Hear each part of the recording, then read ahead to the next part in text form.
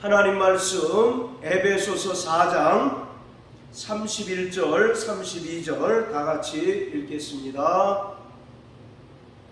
시작. 너희는 모든 악독과 노함과 분냄과 떠드는 것과 회방하는 것을 모든 악의와 함께 버리고 서로 인자하게 하며 불쌍히 여기며 서로 용서하기를 하나님이 그리스도 안에서 너희를 용서하심과 같이 하라. 아멘. 하나님께서는 교회를 사랑하십니다. 또 교회에 대한 큰 꿈을 품고 계셔요. 왜냐하면 교회는 그리스도의 몸이기 때문입니다.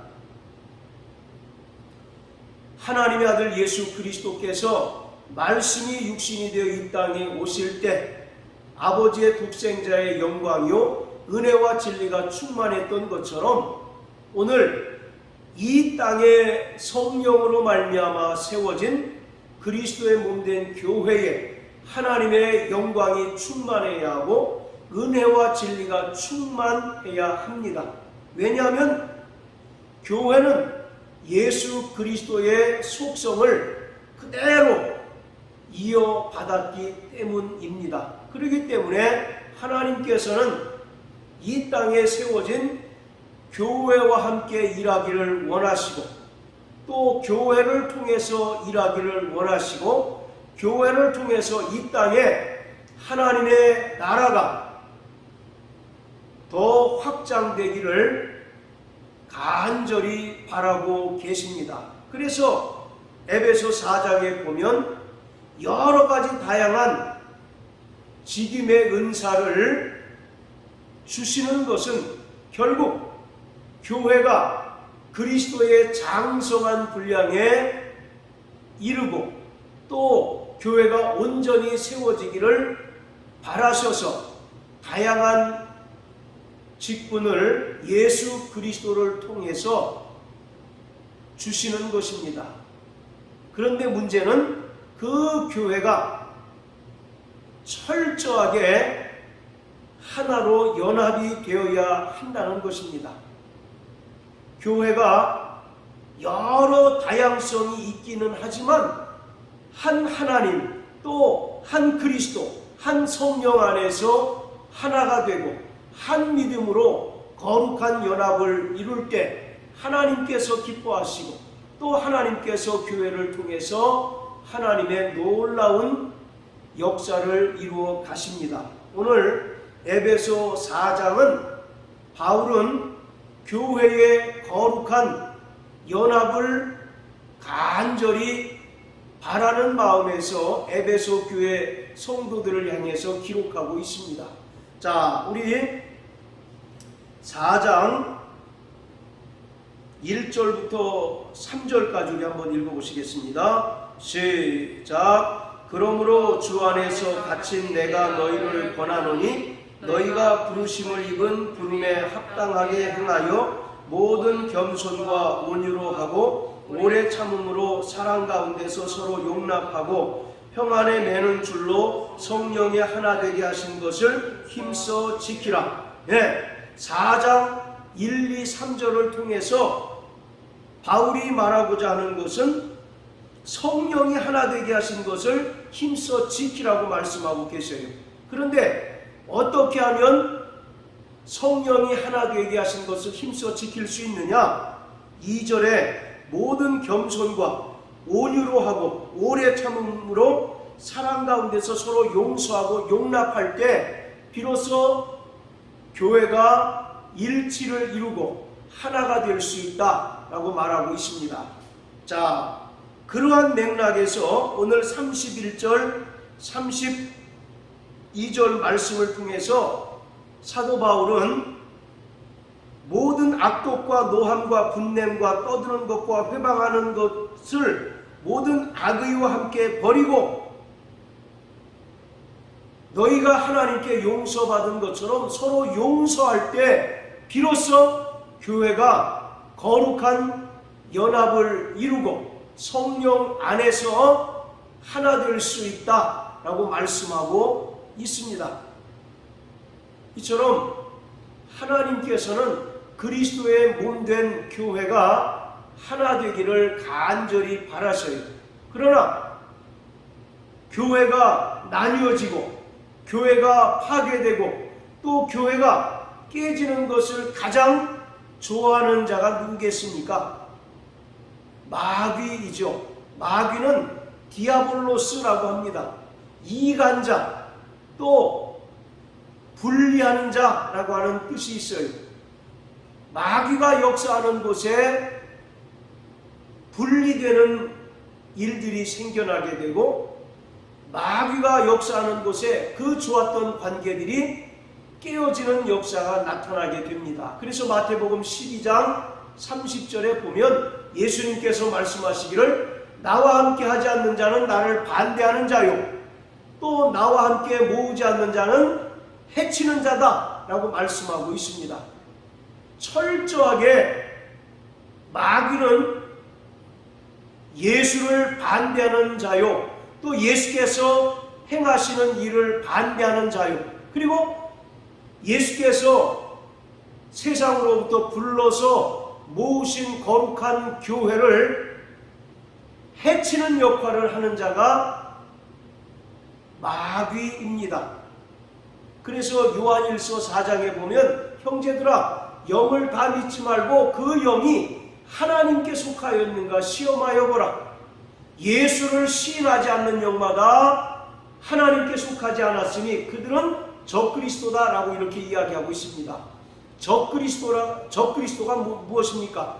안티그리스도, 안티크라이스트예요. 바로 안티란 말은 반대하다, 대적하다라고 하는 뜻을 가지고 있습니다. 그래서 마귀가 역사하는 곳에 예수가 행하신 반대의 일들이, 반대의 역사가 나타나게 됩니다. 그래서 성령이 거룩하게 하나 되게 하신 교회가 마귀가 역사하는 순간 둘로 나뉘어지고 넷으로 나뉘어지고 서로 교회 안에서 다투고 또 시기와 질투로 서로 싸우는 경우가 생겨나게 됩니다. 그렇기 때문에 바울은 너희가 옛사람의 습관을 버리라고 말씀하고 있어요.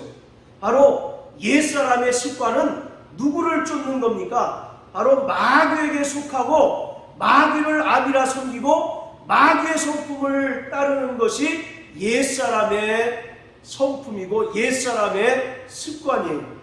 그래서 바울은 22절부터 계속 옛사람의 습관을 벗어버리고 심령으로부터 새롭게 함을 입어 새 사람을 입어라 이렇게 이야기하고 있습니다. 왜냐하면 성도들이 옛사람의 모습으로 또 옛사람의 습관을 따라 살면 반드시 누가 역사하게 되어 있다는 겁니까? 마귀가 역사하게 되고 또 마귀가 역사하는 곳에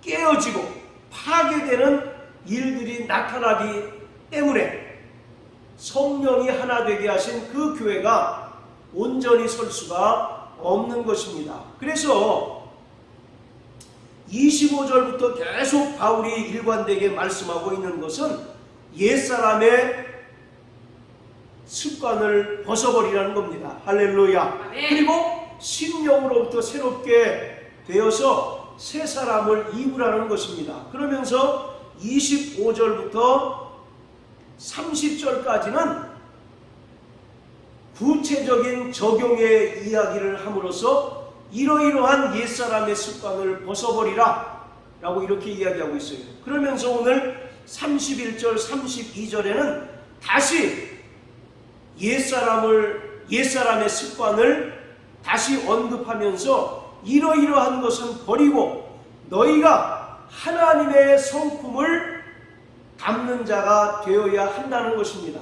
그럴 때 비로소 다른 사람을 용서할 수 있고 비로소 다른 사람을 용서할 때 교회가 거룩한 연합을 이루고 거룩한 신앙 공동체로 하나가 될 수 있다는 것입니다. 자, 그래서 31절에 기록한 것처럼 모든 악독, 노함, 분냄, 떠드는 것, 회방, 그리고 모든 악의는 전부 옛사람의 습관이고 또 마귀적인 성품인 것입니다. 그래서 바울은 이러한 것을 단호하게 벗어버리라 라고 말씀하고 있습니다. 그러면서 32절에는 서로 인자하게 하며 불쌍히 여기며 서로 용서하기를 하나님이 그리스도 안에서 너희를 용서하심과 같이 하라. 할렐루야. 아멘. 바로 32절은 누구의 성품입니까? 바로 예수 그리스도의 성품이고 또 하나님의 성품이에요. 오늘 구원받은 성도들이 성화의 삶을 살아가게 되는데 바로 성화의 과정은 한마디로 얘기하면 하나님의 형상을 회복하는 것입니다. 아담이 죄를 범함으로 말미암아 하나님의 형상이 파괴되었고 또 인간의 본성이 부패되었습니다.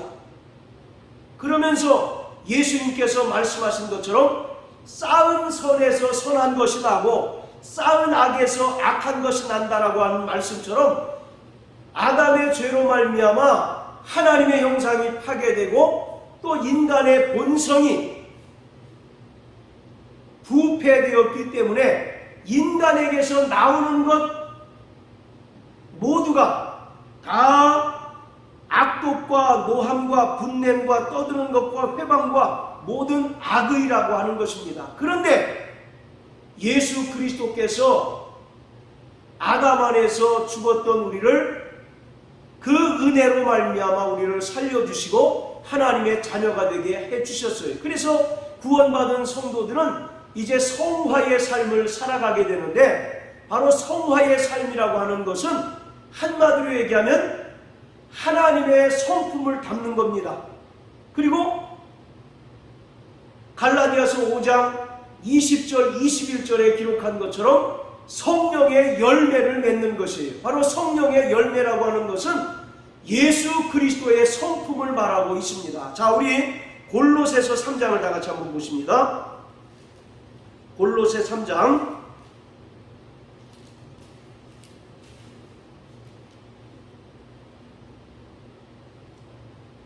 자, 9절 10절 다 같이 한번 읽습니다. 시작. 너희가 서로 거짓말을 말라 옛사람과 그 행위를 벗어버리고 새사람을 입었으니 이는 자기를 창조하신 자의 형상을 좇아 지식에까지 새롭게 하심을 받는 자니라. 자, 9절에 보면 너희가 서로 거짓말을 말라 옛사람과 그 행위를 벗어버리라 말씀하고 있습니다. 그러면서 10절에 너희가 새 사람을 입었으니 그럼 새 사람을 입은 사람들은 이제 어떻게 살아야 되느냐? 자기를 창조하신 자의 형상을 좇아 지식에까지 새롭게 하심을 받아야 한다. 즉 이 말은 예수 그리스도의 성품을 닮아가야 한다는 겁니다. 할렐루야. 그리고 갈라디아서 5장의 표현대로 성령의 열매를 맺어야 한다라고 이렇게 이야기하고 있어요. 우리가 구원받았다고 하지만 여전히 옛사람의 모습대로 살고 옛사람의 성품대로 산다면 그 사람이 과연 구원받았는가를 우리가 의심을 해봐야 합니다. 우리가 구원받았다는 것을 어떻게 객관적으로 증명할 수 있겠습니까? 우리가 예수님의 이름으로 많은 증인들 앞에서 침례를 받음으로 우리가 구원받은 하나님의 자녀임을 증명할 수 있죠. 그뿐만 아니라 그것 가지고는 2%가 부족합니다. 그래서 우리가 구원받았다라고 하는 객관적인 증거는 우리의 삶을 통해서 나타나야 합니다. 할렐루야. 그래서 과거와 단절된 삶, 과거 아담 안에 속하고 마귀의 종노릇하는 그러한 삶과 완전히 결별하고 예수를 닮는 삶을 살아내야 하는 것이에요. 자, 우리 베드로전서 3장을 다 같이 한번 보십니다. 베드로전서 3장 21절.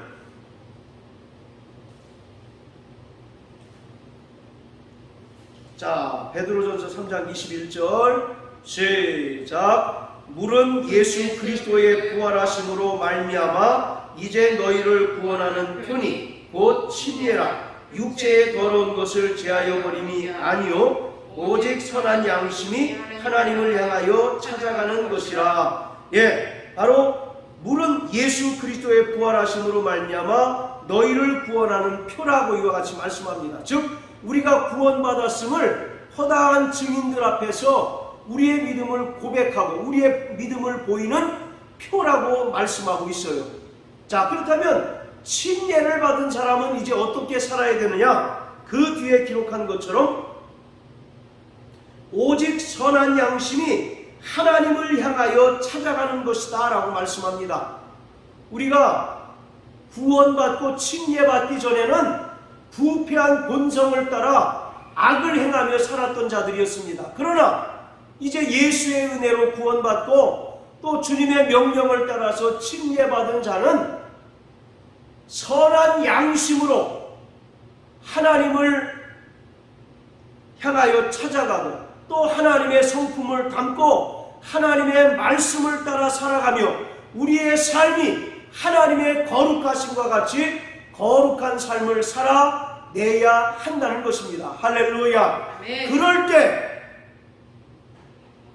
비로소 교회가 하나가 되고 또 믿음 안에서 더욱더 견고하여짐으로 말미암아 세상으로부터 오는 갖가지 위협과 고난과 핍박에도 끝까지 견디고 또 교회 본연의 사명인 하나님 나라의 확장을 온전히 이룰 수 있다는 사실을 오늘 사도 바울은 우리에게 말씀하고 있습니다. 그렇기 때문에 우리는 성령으로 말미암아 날마다 예수 그리스도의 성품을 닮아가는 성화의 삶을 살게 되시기를 예수님 이름으로 축복합니다. 아멘. 그럴 때 우리가 더욱더 하나가 될 수가 있는 것이에요.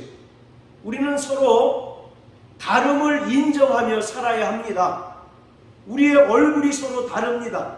그리고 예수를 믿게 된 동기나 과정도 하나같이 다 달라요. 그리고 더욱 중요한 것은 우리가 살아온 배경이나 과정들이 모두 다릅니다.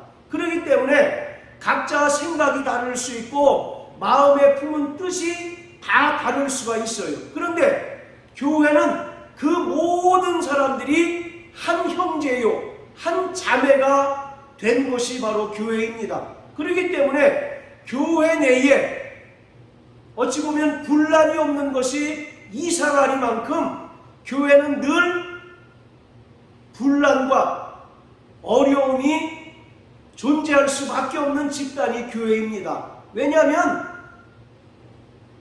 그 성도들의 면면을 보면 천양지차 아니겠습니까?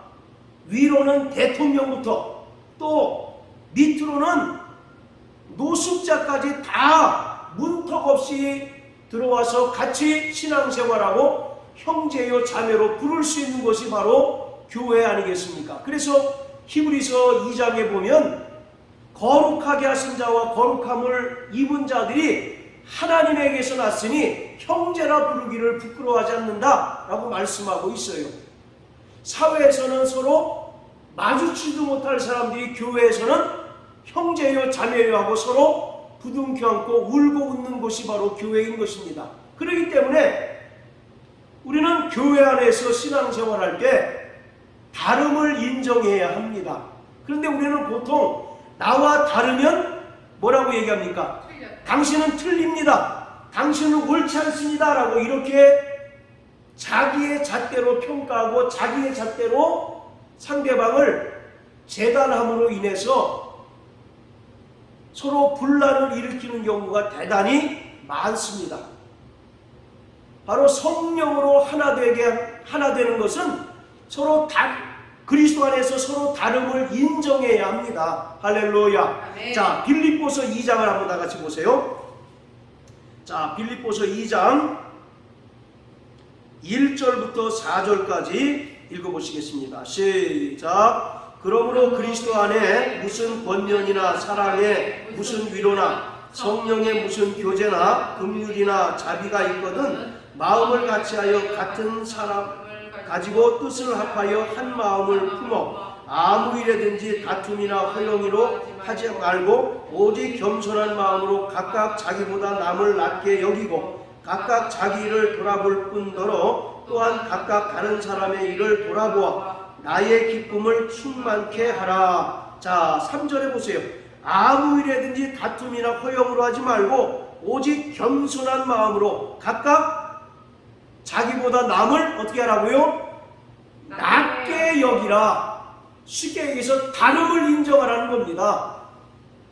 너는 나와 다르기 때문에 너는 틀렸어, 너는 옳지 않아 라고 이와 같이 비판하고 정죄하면 결코 하나 되지 못한다는 거예요. 그렇기 때문에 바울은 아무 일에든지 다툼이나 허영으로 하지 말고 오직 겸손한 마음으로 각각 자기보다 남을 낮게 여기고 또 서로의 다름을 인정하라 이렇게 이야기하고 있습니다.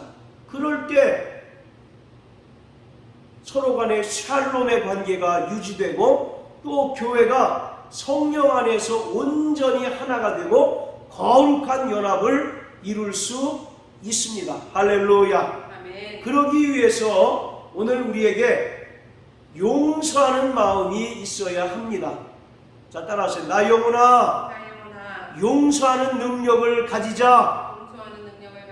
예, 바로 4장 32절에서 말씀하기를 하나님이 그리스도 안에서 너희를 용서하심과 같이 너희가 서로 용서하라 이와 같이 말씀합니다. 그리고 사도 바울은 에베소 4장 2절에서 서로 용납하라 이렇게 이야기하고 있어요. 여러분, 우리가 살아가면서 느끼는 거지만 용서보다 더 큰 어려운 것이 없습니다. 우리는 근본적으로 남을 용서할 능력이 없습니다. 용서할 능력을 가지지 못해요. 마태복음 18장 21절 22절에 보면 베드로가 예수님께 묻습니다. 예수님, 형제가 내게 잘못하면 몇 번까지 용서해야 됩니까? 7번까지 용서할까요? 라고 이와 같이 예수님께 묻습니다. 그때 예수님께서 뭐라고 답변하십니까? 7번뿐 아니라 70번씩 7번이라도 용서하라 이렇게 얘기합니다. 자, 그런데 재밌는 것은 유대인들은 3번까지만 용서를 합니다. 우리나라 사람들도 3세판이라는 거 있잖아요. 그것처럼 유대인들도 남을 용서할 때 3번까지는 용서를 해줍니다. 그것이 유대인들의 전통이고 탈무드의 가르침이에요. 자, 우리 구약성경 욥기 한번 다 같이 보세요. 욥기 33장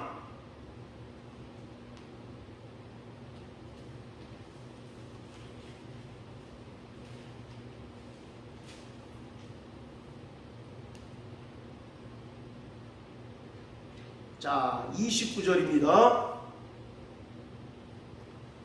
같이 읽습니다. 시작. 하나님이 사람에게 이 모든 일을 제3 행하심은, 여기서 제3이란 말은 2번이나 3번이나 그런 뜻입니다.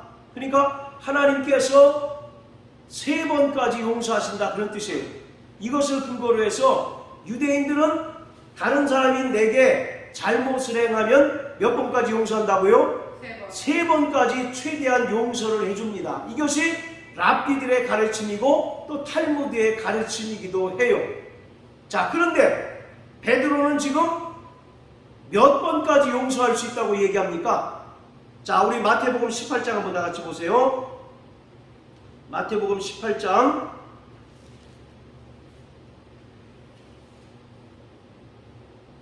자, 21절 22절 한번 읽어봅니다.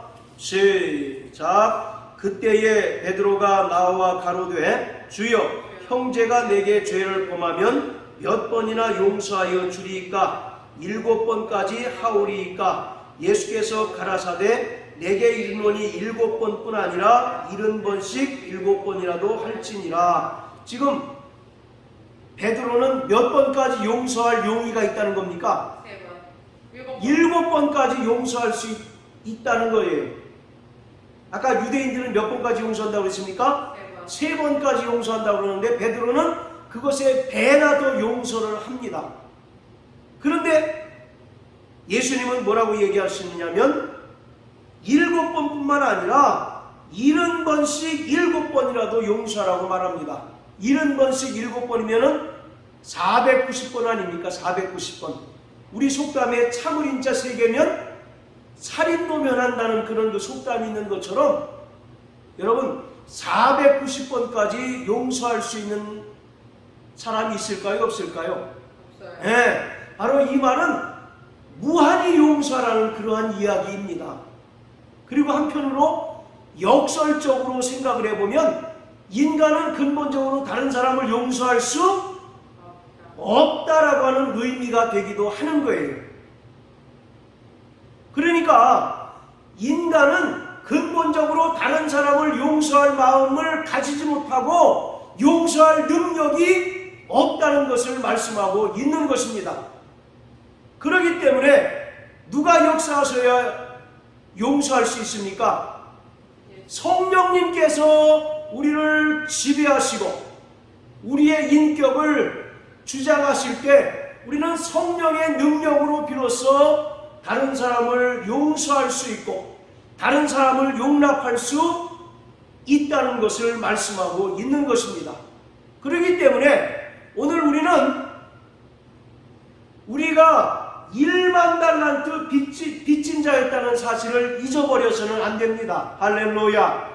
마태복음 18장에 보면 용서의 비유가 나오죠. 어떤 사람이 임금에게 1만 달란트를 빚졌습니다. 바로 이 1만 달란트라고 하는 것은 인간이 도무지 갚을 수 없는 원죄의 값을 말하고 있습니다. 그런데 그 왕이 측은히 여기고 불쌍히 여겨서 1만 달란트를 탕감해 줬어요.